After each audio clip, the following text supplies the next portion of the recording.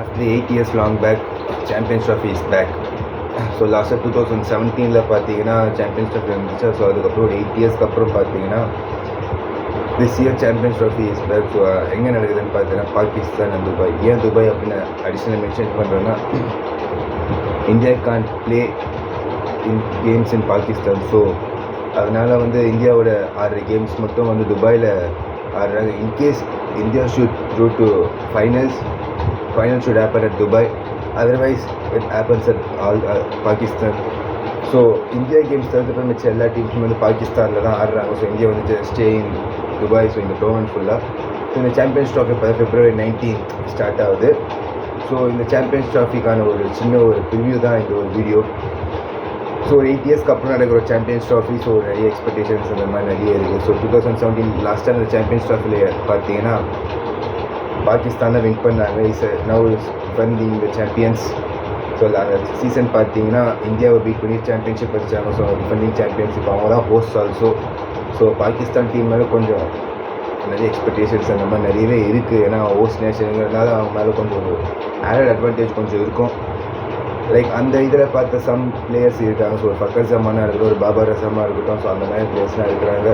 So பாகிஸ்தானுக்கு ஒரு added advantage இந்த ஒரு சாம்பியன்ஷிப் பொறுத்திருக்கோம். At the same time remaining டீம்ஸையும் நம்ம அப்படியே பார்த்தோன்னா, ஸோ இந்த சாம்பியன்ஸ் பார்த்தோன்னா நமக்கு ஆஸ்திரேலியா இருக்காங்க, இங்கிலாந்து இருக்காங்க, சவுத் ஆஃப்ரிக்கா இருக்காங்க, இந்தியா, ஒரு நியூசிலாண்டாக இருக்கட்டும், ஒரு பங்களாதேஷாக இருக்கட்டும், ஒரு ஆப்கானிஸ்தானாக இருக்கட்டும். ஸோ இந்த மாதிரியான டீம்ஸ்லாம் இருக்கிறதுனால கொஞ்சம் வந்து ஒரு நல்லாவே போகும். ஸோ ஒரு 2 குரூப்பாக பிரிச்சுருக்கோம். ஸோ குரூப் ஏ அப்படின்னு பார்த்தீங்கன்னா India, Bangladesh, Pakistan, New Zealand. So group B, இப்போ குரூப் பிக்கு வந்து ஒரு எக்ஸைட்டிங் குரூப்பாக இருக்கும் அப்படின்னு சொல்லி ஒரு Australia, England, South Africa, Afghanistan.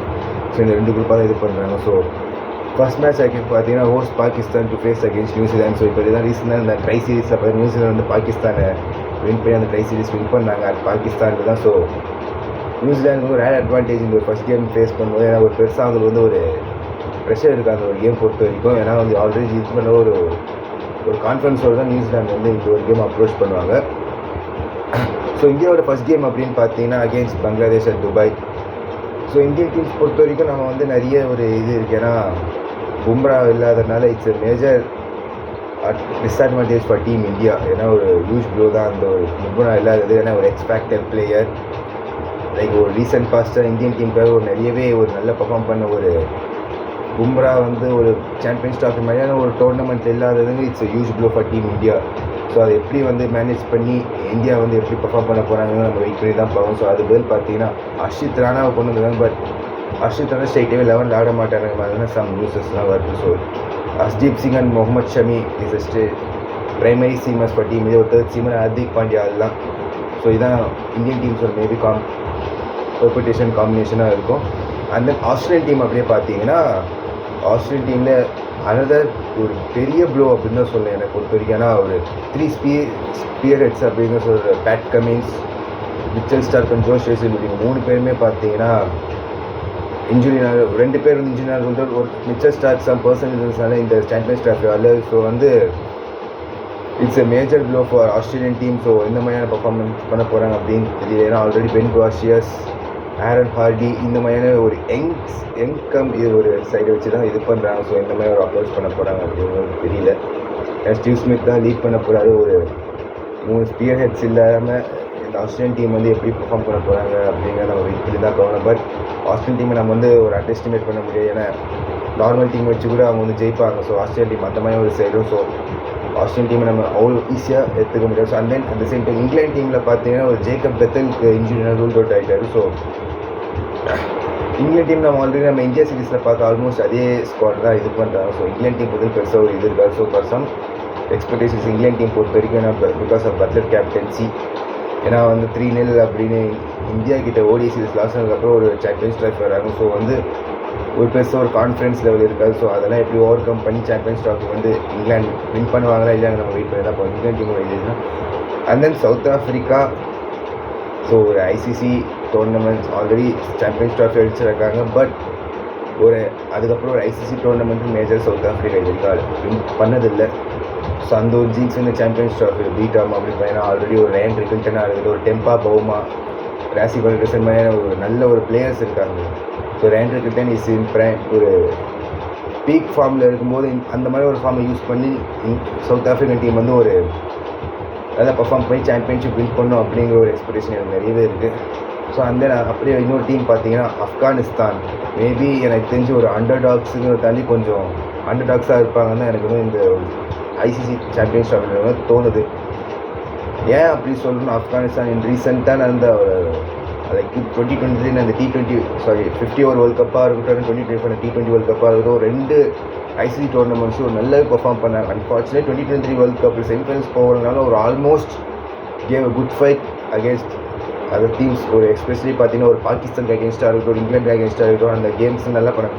ஆஸ்திரேலியாவுக்கு அகேன்ஸ்டாக கூட almost won the game. But அந்த ஒரு மேக்ஸ்வெலோட அந்த ஒரு பிளிட்ஸ்கிரீன் நாக் பார்த்தீங்கன்னா வந்து ஆப்கானிஸ்தான் டோட்டலாகவே அந்த ஒரு கேம்லேருந்து எடுத்துருச்சு. அந்த முஜிபுரோட கேட்ச் ட்ராப். ஸோ இதெல்லாம் தான் ஆப்கானிஸ்தானுக்கு அந்த ஒரு வேர்ல்ட் கப்பில் ஒரு மைனஸாக போச்சு. அதர்வைஸ் ஆப்கானிஸ்தான் அந்த ஒரு வேர்ல்ட் கப் நல்லா 2024 T20 வேர்ல்ட் கப் நம்ம ஈஸியாக எடுத்துக்க முடியாது. ஏன்னா ஆப்கானிஸ்தான் மாதிரி ஒரு சைடு வந்து ஒரு நியூசிலாந்து மாதிரியான ஒரு சைடெல்லாம் வந்து ஜெயிக்கிறதுங்கிறது இட்ஸ் நாட் ஈஸி ஒன். அதெல்லாம் வந்து ஈஸியாக பண்ணாங்க ஆப்கானிஸ்தான். அண்ட் தென் செமிஸ் வரைக்கும் வந்தாங்க. ஆஸ்திரேலியாவை பீட் பண்ணாங்க ஒரு சூப்பர் 8ஸில். செமிஸில் தான் அன்ஃபார்ச்சுனேட்லி அவங்க அந்த ஃபஸ்ட் டைம் செமிஃபைனல் ப்ரெஷர்னால அவங்களால வந்து ஒரு சரியாக ஒரு அப்ரோச் பண்ண முடியும். சவுத் ஆஃப்ரிக்கா அகேன்ஸ்டாக வந்து ஒரு 70 ரன்ஸ் ஆல் அவுட் ஆனாங்க. அன்ஃபார்ச்சுனேட்லி இந்த கேம் தோத்தாங்க. இன்கேஸ் ஆப்கானிஸ்தான் வந்து ஒரு நல்ல ஒரு ஃபைட் கொடுத்தாங்க T20 வேர்ல்ட் கப் பொறுத்த வரைக்கும். ஸோ அதை பேஸ் பண்ணி நான் சொல்கிறேன், ஆப்கானிஸ்தான் எனக்கு தெரிஞ்சு இந்த குரூப்பில் ஆஸ்திரேலியா, இங்கிலாந்து, சவுத் ஆஃப்ரிக்கா இந்த டீம்ஸில் ஏதாவது ஒரு டீமை வந்து மேஜராக அப்செட் பண்ணுறதுக்கு சான்சஸ் நிறையவே இருக்குது. ஸோ ஆப்கானிஸ்தான் மேபி ஒரு டார்க் ஹார்ஸாக இருப்பாங்க, ஒரு அண்டர் டாக்ஸாக இருப்பாங்க அப்படின்னு. ஸோ அப்படியே நம்ம குரூப் ஏல பார்த்தீங்கன்னா India, Bangladesh, Pakistan and New Zealand. So இந்த இதில் பார்த்தீங்கன்னா இந்தியா பொறுத்தவரைக்கும் இந்தியா ஆல்ரெடி நான் சொல்லிட்டேன், நான் பும்ரா இல்லை. ஸோ அஸ்ஜீப், முகமது ஷமி இவங்க தான் ஒரு மேஜர் ரோல் ப்ளே பண்ணுவாங்க. KL ராகுல் தான் primary wicket keeper, Rishabh Pant is backup. So opening வந்து அன்டவுட்லி ரோஹித் சர்மா, சுப்மன் கில் ஆட போகிறாங்க, அது எந்த ஒரு டவுட்டுமே இல்லை. ஸோ இந்தியன் டீம் பொறுத்த வரைக்கும் பெரியஸாக சேஞ்சஸ் அப்படின்னு எதுவுமே இருக்காது. இப்போ வந்து அக்சர், ஜட்டு 2 பேரும் 2 ஸ்பின்னர்ஸ் டெஃபினெட்லி ஆடுவாங்க. குல்தீப்பாக வருணாங்கிறதுலாம் இப்போ ஒரு கொஸ்டின் மார்க்காக இருக்குது. வருண் ரீசெண்ட்லி T20s நல்லா பண்ண, பட் ODIயில் அந்த ஒரு டெபுவில் மேட்ச்சில் ஒரு ரீசனபிளாக பண்ணார். பட் ஒரு பிளேயிங்கில் இந்த மாதிரி ஐசிசி டோர்னமெண்ட்ஸில் வருணுக்கு சான்ஸ் கிடைக்குமா அப்படிங்கிற நம்ம வெயிட் பண்ணி தான் பார்க்கணும்.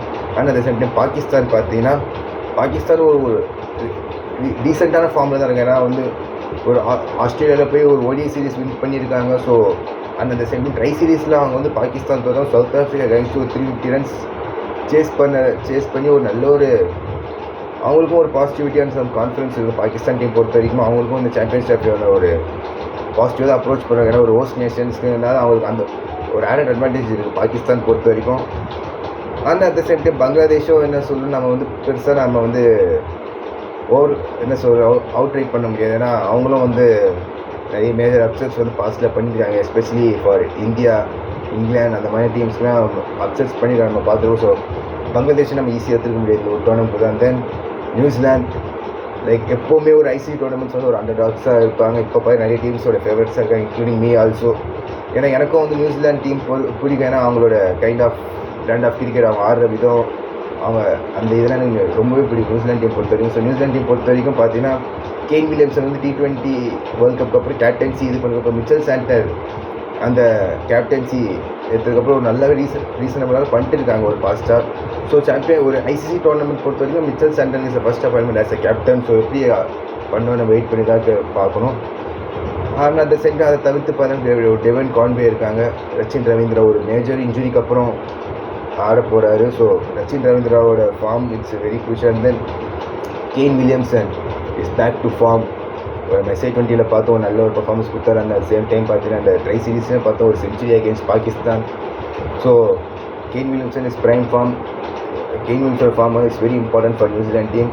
And at the same time பார்த்தீங்கன்னா லாக்கி ஃபெர்குசன் ரூல்ட் அவுட் ஒரு மேஜர் ப்ளோ. அதுக்கப்புறம் Kyle Jamieson is replace for that. So அதுவும் வந்து கொஞ்சம் ஒரு ப்ளோவாக இருந்தாலும் ஒரு நல்ல ஒரு ரீப்ளேஸ்மெண்ட். ஸோ நியூசிலாந்து டீம் பொறுத்த வரைக்கும் ஒரு நல்ல ஒரு பேலன்ஸ் சைடாக தான் இருக்குது என்னை பொறுத்த வரைக்கும். ஸோ இந்த சாம்பியன்ஸ் ட்ராஃபி பொறுத்த வரைக்கும் ஒரு இன் அண்ட் அவுட் இல்லாமல் பார்த்தாலும் ஒரு நல்ல ஒரு பேலன்ஸாக இருக்குது எல்லா டீம்ஸை பொறுத்த வரைக்கும். ஒரு ஆஸ்திரேலியா மாதிரி டீமுக்கு தான் கொஞ்சம் என்ன ஒரு வரிசாக இருக்குது. ஒரு 3 ஸ்பியர் ஹெட்ஸ் இல்லை. அந்த இந்தியன் டீம் பொறுத்த பும்ரா இல்லை. ஸோ இந்த மாதிரி நிறைய இன்ஜுரி கன்சர்ன்ஸ் நிறைய டீம் இருக்கும். சவுத் ஆஃப்ரிக்கா பொறுத்த வரைக்கும் ஒரு ஆண்ட்ரிக் நார்க்கியா இல்லை, ஒரு ஜெரால் கோட்ஸே இல்லை. ஸோ இதெல்லாம் வந்து ஒரு பிக் ப்ளோ ஃபார் அந்த டீம்ஸ்க்கெலாம். ஸோ வந்து ஒரு இன்ஜுரி கன்சர்ன்ஸ் நிறைய இருக்கிற ஒரு இதனால வந்து இங்கே சாம்பியன்ஸ் ட்ராஃபி எல்லா டீம்ஸும் ஃபேஸ் பண்ண போகிறாங்க. ஐ திங்க் நிஜமாவே சொல்கிறேன், இந்த ஒரு சாம்பியன்ஸ் ட்ராஃபி கொஞ்சம் எக்ஸைட்டடாக இருக்கும் அப்படின்னு தான் எனக்கு இன்னும் தோணும். என்னடா நிறைய பிளேயர்ஸ் இன்ஜுரி எப்படி எக்ஸைட்டடாக இருக்கும் அப்படின்னு சொல்கிறேன்னு நீங்கள் கேட்கலாம்.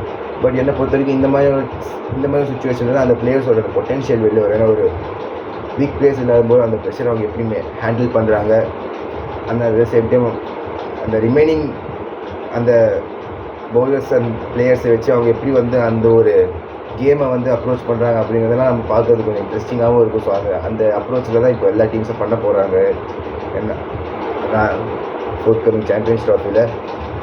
ஸோ எக்ஸைட் ஆகிறதுக்கு நிறைய விஷயங்கள் இருக்குது. And then lots of action and blockbuster games ahead for us. And at the same time பார்த்தீங்கன்னா நிறைய சில மோஸ்ட் ஆஃப் த பிளேயர்ஸ்க்கு மேபி இது ஒரு லாஸ்ட் ஐசிசி டோர்னமெண்ட்டாக கூட இருக்குன்னு சொல்கிறதுக்கு இல்லை. ஃபார் எக்ஸாம்பிள் ஒரு ரோஹித் சர்மாவாக இருக்கட்டும், ஒரு விராட் கோலியாக இருக்கட்டும், அந்த ஒரு ரவீந்திர ஜடேஜாவாக இருக்கட்டும். ஸோ இவங்களுக்குலாம் ஒரு லாஸ்ட் ஐசிசி டோர்னமெண்ட்டாக இருக்கிற சான்சஸ் நிறையவே இருக்குது. அண்ட் தென் மேபி ஸ்டீவ் ஸ்மித்துக்கு கூட ஒரு லாஸ்ட் ஐசிசி டோர்னமெண்ட்டாக இருக்கிற சான்சஸ் நிறைய இருக்குது. ஸோ நிறைய ஒரு ஸ்டார்ஸுக்குலாம் ஒரு மேபி ஒரு லாஸ்ட் ஐசிசி டோர்னமெண்ட்டாக இருக்கலாம். லைக் அதர்வைஸ் அந்த ஒரு இதெல்லாம் பார்க்கும்போது இந்த டெஃபினெட்லி ஒரு 8 இயர்ஸ்க்கு அப்புறம் வர ஒரு சாம்பியன்ஸ் ட்ராஃபி ஏதாவது கொஞ்சம் அந்த எக்ஸைட்மெண்ட் லெவலும் நிறைய இருக்கும். And then we expect lot more action in this champions trophy.